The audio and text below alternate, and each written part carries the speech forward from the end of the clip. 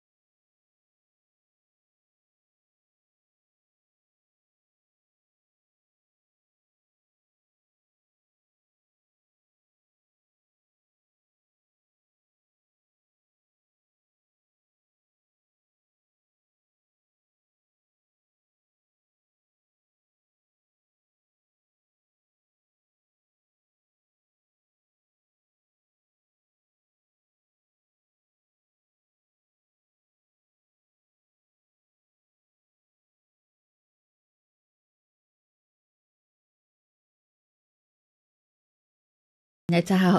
ขอบคุณแฟนรายการที่อู้เอิ้นมาแม่แก้ววังเงินบอกว่าวันนี้ทวงนะทวงเนี่ยมันจะทวงสตังค์นะทวงเพลงแต่ว่าลายเสือเทาอีดูมาได้ฟังกำเตือวันนี้โทรมาบอกว่าทวงเพลงแต่ว่าเนอะเดี๋ยวเปิดฮือเจ้าวันนี้ก็ฝุ่น PM 2.5ลำปางอยู่ที่เท่าใดมาติดตามกันเจ้า PM 2.5 กับการรายงานของจังหวัดลำปางเนาะซึ่งเจ้าภาพที่รายงานประจำทุกๆวันก็คือสสจลำปางสำนักงานสาธารณสุขจังหวัดลำปางเพิ่นก็ขึ้นรายงานประจำวันนี้เรียบร้อย5กุมภาพันธ์นะเจ้าเมื่อช่วงเจ้าที่ผ่านมาเนาะเพราะว่ากล้าฝุ่นละอองเนี่ยเป็นจะแสดงแบบ24ชั่วโมงมันก็เรียลไทม์24ชั่วโมงเนาะแต่นี้เมื่อ7โมงแต่เจ้าเนาะที่ผ่านมาที่วัดใดที่เริ่มมีผลกระทบต่อสุขภาพคือ 50.3 ไมโครกรัมต่อลูกบาศก์เมตรเริ่มมีผลกระทบต่อสุขภาพของพี่น้องประชาชนเพราะฉะนั้นหลีกเลี่ยงกันที่จะเตียวออกไปอยู่ตีลงแจงเหมือนอย่างนี้นะของอยู่ในบ้านกับปิดประตูหน้าต่างเปิดพัดลมเปิดอะไรอย่างกันไปเครื่องฟอกอากาศใช้งานแน่นอนในช่วงนี้นะอ่ะแล้วก็ใส่หน้ากากตัวเนาะถ้าพื้นที่ไหนมีการฝุ่นละอองสูงเนี่ยคือใส่หน้ากาก N95 เลยนะต้องเลือกหน้ากากคือถูกกับพื้นที่ที่เราไปตัวนะถ้าหากว่าการฝุ่นละอองเริ่มมีผลกระทบต่อสุขภาพหรือมีผลกระทบต่อสุขภาพเนี่ยจะใช้หน้ากากธรรมดาก็บ่ได้เพราะว่ากรองฝุ่น PM 2.5 ซึ่งเป็นฝุ่นจิ๋วฝุ่นน้อยเนี่ยก็บ่ได้ดีเท่ากับ N95 เนาะอันนี้ก็บอกต่อในช่วงนี้ปฏิบัติตัวคือถูกต้องอันไหนที่เป็นกิจกรรมที่ไปอยู่นอกตัวอาคารนักๆนะก็ลดลงเนาะลดลงอยู่ในตัวอาคารเพื่อที่เราจะบ่ได้มีปัญหาในเรื่องของสุขภาพร่างกายนะโดยเฉพาะเรื่องของ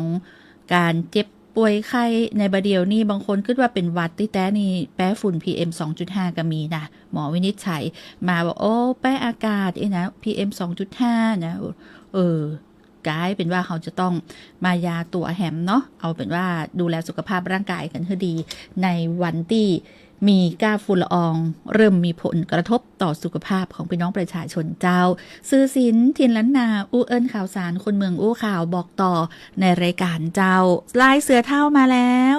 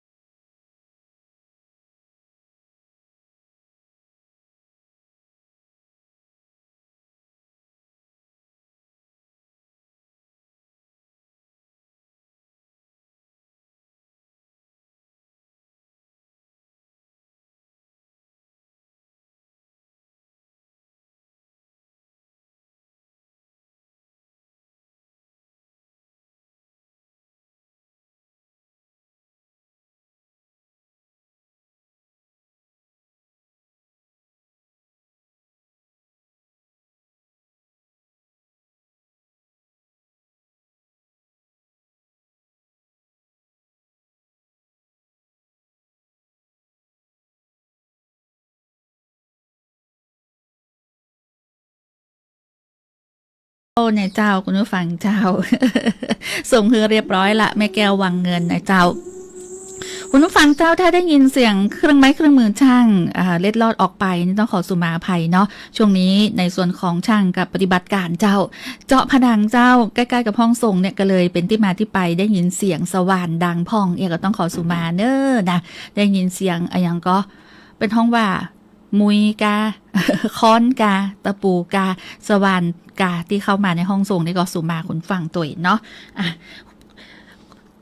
คุณมนชนกอนันตาวระขอบคุณเจ้าส่งสติกเกอร์รูปหัวใจมาคุณสง่าลุ่มน้ำวังสารดินนะเจ้าคุณวลีแก้วสวัสดีตอนบ่ายเจ้าคุณสกุลรักเขื่อนปัญญาป้ายาเป็นยังคำบอกว่ากำลังพออยู่เด้อคุณชูสมรกำธร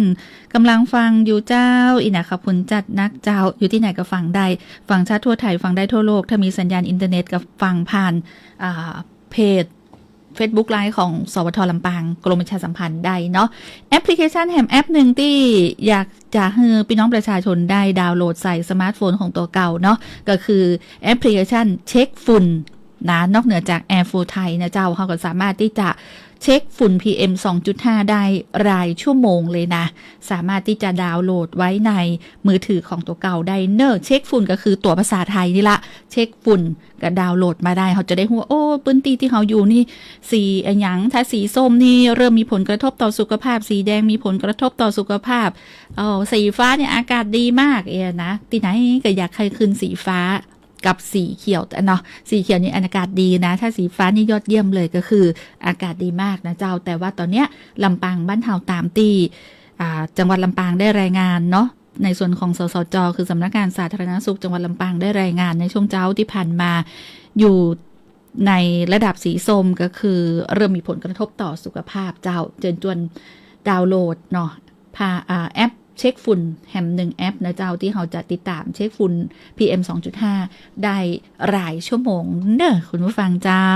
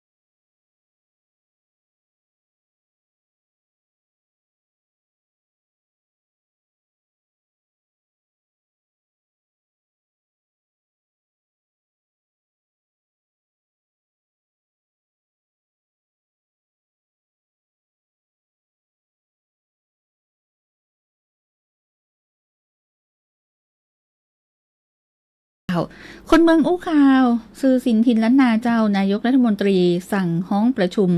สมช.ด่วน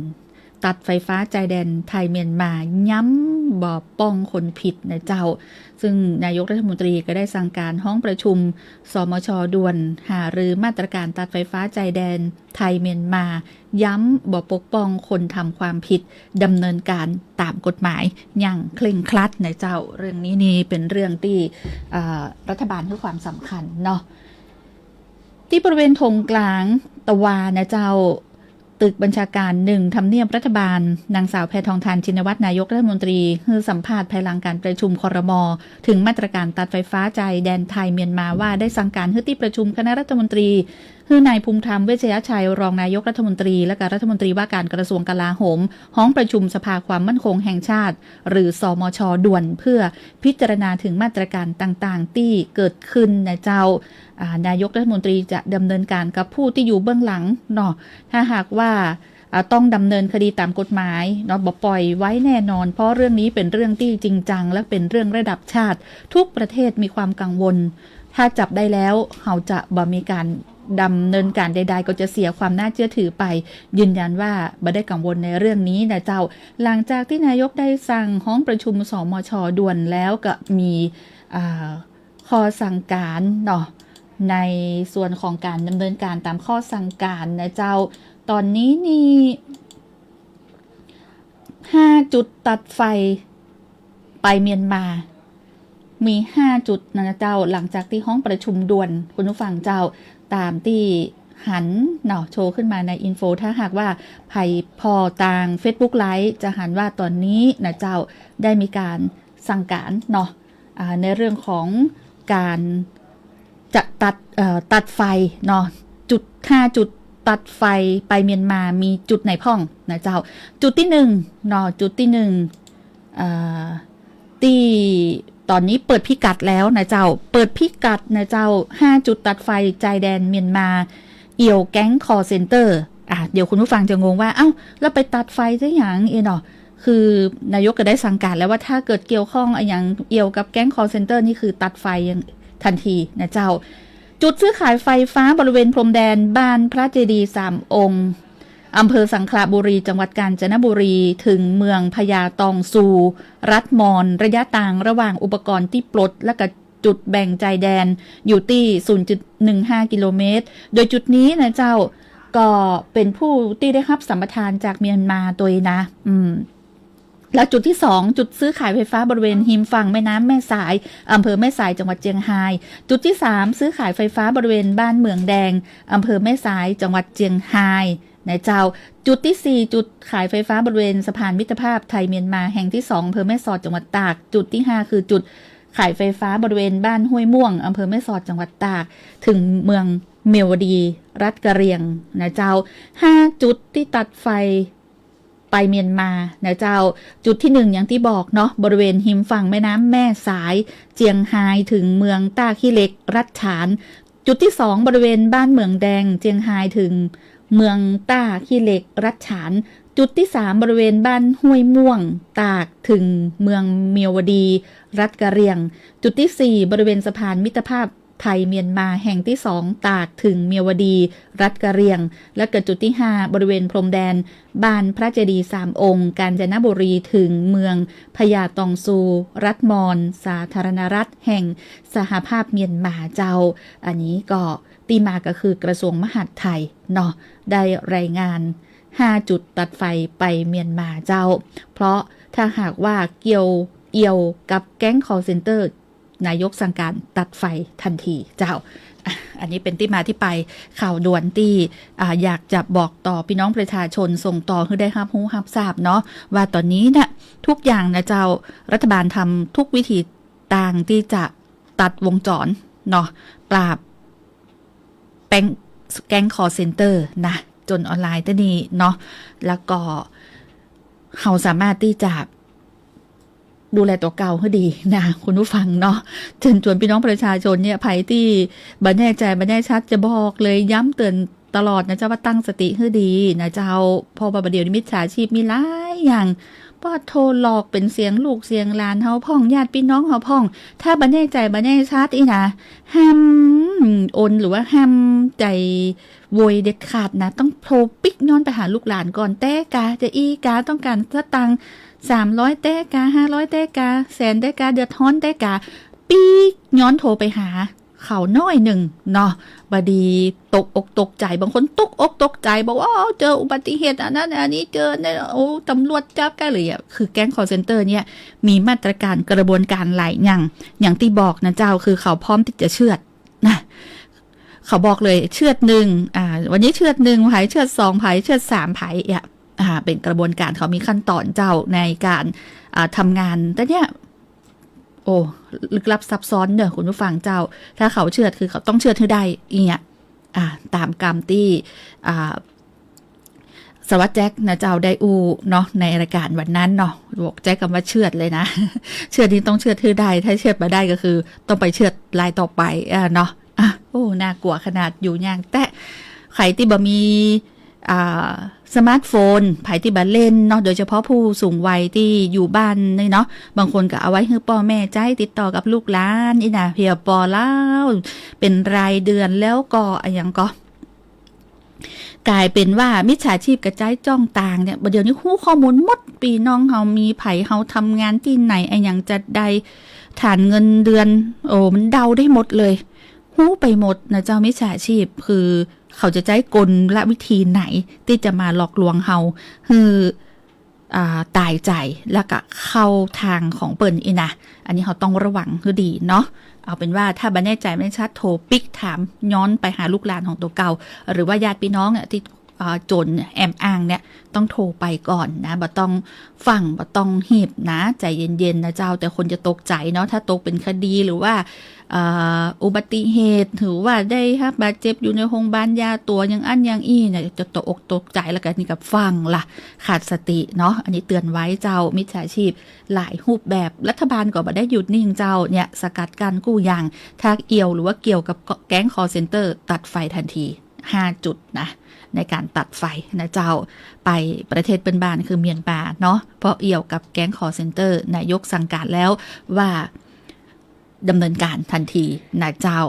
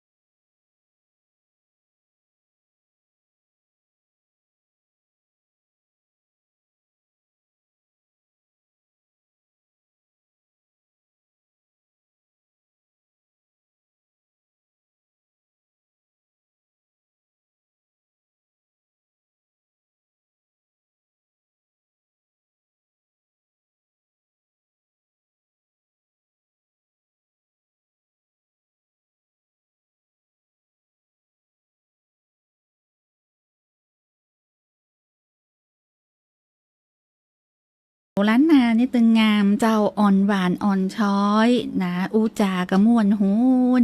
ด่ากับบาดเจ็บเป็นว่าอันแต่กะ ตะกี้นี่ในช่วงก่อนที่จะถึงรายการซื้อสินทินล้านนาเนาะก็จะมีรายการเกษตรสัมพันธ์ ได้อู้ฝรั่งนะแขกที่เป็นมาส่งกันในรายการนะเจ้าได้อู้กำเดียวฮะ excuse me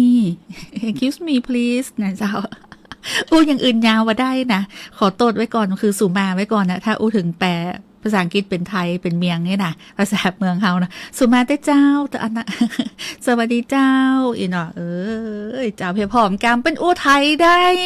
ดีกันเป็นแบบอู้เมียงใส่ เฮากัน excuse me นี่ละดีละเห็นก็แล้วก็ใครได้พอคลิปพ่องตอนนั้นนี่รู้สึกจะตังแปะนะที่ว่าต่างชาติเป็นอู้เมืองและกำเมืองนี้แหลวแลดเลยนะก็คือซัดเจนแล้วคุณผู้ฟังเจ้าซัดแต่ซัดว่าเลยนะ เนี่ยเขาจะไปบอกว่าต่างชาติเป็นอู้เมียงแบบแกวนนี่บัดได้เนอะเป็นฟังกำเมืองหู้เรื่องเนี่ยนะกัน excuse me นะแม่สวัสดีเป็นกำเมียงกำไทยเลยคุณผู้ฟังเจ้าขอบคุณจ้านักในการที่ตามรับฟังวันนี้นะวันนี้เนี่ยเจ้าคุณผู้ฟังเจ้าต้องนำรายการซื้อสินทินล้านนาจากลาวคุณผู้ฟังแต่เพียงตัวเพราะว่าเวลาหมดละเพราะว่าสาวหน้าหมวยเป็นเดินเข้าเดินออกนี่ฮอกบ่ได้ถามเนาะกำลังอู้ เป็นมารอจัดรายการบ่าย 3 โมงละ97วาไรตี้นะไปแอจงจิตทองขาวของเขาเนี่ยเจ้า แอมก็เลยต้องออกก่อนละลาก่อนวันพุกมาปากันแห่งใหม่เนาะโชคดีมีความสุขทุกคนสวัสดีเจ้ามาลูกแฟนผมได้อย่างไรเมื่อไรจะคืนมันลูกไว้ผมไม่ได้จะบ้าเป็นยังไง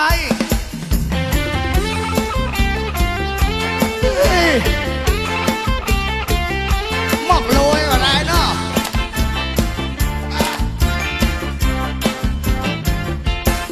ผมมาวันนี้ผมมาตาตีเจ้าบ่าวก็เพราะเจ้าสาวคนนี้เป็นแฟนของผมคนรู้บางไหมหัวใจผมต้องโศกตรมมันเจ็บมันขืนมันคมทุกระทมคนรู้บางไหมเขามีเงินแสนแย่งแฟนผมไปทำเมียขอโทษครับเสียมาเคลียร์ผมหน่อยได้ไหมวันนี้ผมเมาย่องความแสนใจบอกอายหน้าไผ่ได้ไหนตัดสินใจบึงงานวิวาผมอยากจะบอกเรื่องว่าผมคิดให้เรื่องหัวใจมันอดทนบ่ได้นะสุมาเถอะครับป้อนหลวงมันนั้นสุมาวันนี้ผมมีปัญหาอีน้องนิกาเป็นแฟนของผมมาวันนี้ผมมาตาตีเจ้าบ่าวก็เพราะเจ้าสาวคนนี้ผมจึงคืนผมเจ้าบ่าวมาแล้วแน่จริงคือมันร้องเป็นลมมาตัวต่อตัวกับผมแล้วจะก้มหน้าเดินออกมามีน้ำได้เจ้าบ่าวออกมาเลย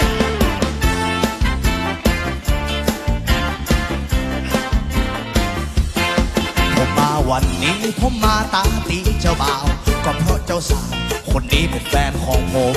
คนรู้บางไหมหัวใจผมต้องโศกลงมันเจ็บมันขืนมันคมทุกระทมคนรู้บางไหมเขามีเงินแสนแย่งแฟนผมไปทำเมียขอโทษครับเสียมาเคลียร์ผมหน่อยได้ไหมวันนี้แฮมเมายอกเล่าเพราะความเสียใจว่าอายหน้าไผ่หน้าไหนตัดสินใจบึงงานวิบากผมอยากจะบอกเมื่อไหร่ก็เรื่องหัวใจมันอดทนพอได้นะสุมาเถอะครับพ่อหลวงคำนั้นสุมาวันนี้ผมมีปัญหาอีน้องนิกาเป็นแฟนของผมมาวันนี้ผมมาตาตีเจ้าบ่าวก็เพราะเจ้าสาวคนนี้ผมจึงคืนผมเจ้าบ่าวมาเลยแน่จริงมันร้องไม่ลงตัวต่อตัวกับผมแล้วจะก้มหน้าเดินออกมาแล้วเจ้าบ่าวไปไหนเจ้าบ่าวไปไหนเจ้าบ่าวเป็นอะไรออกมาเจ้าบ่าวออกมามีตังค์ก็รู้ได้ยังไงหลังจากนี้ถ้าเจ้าสาวมาเอาผมจะบักกินเหล้าแล้วแต่ผมจะดื่มนมผสมน้ำผลไม้สั่งได้เลยในเพจที่มีชื่อว่ามันมีเพจ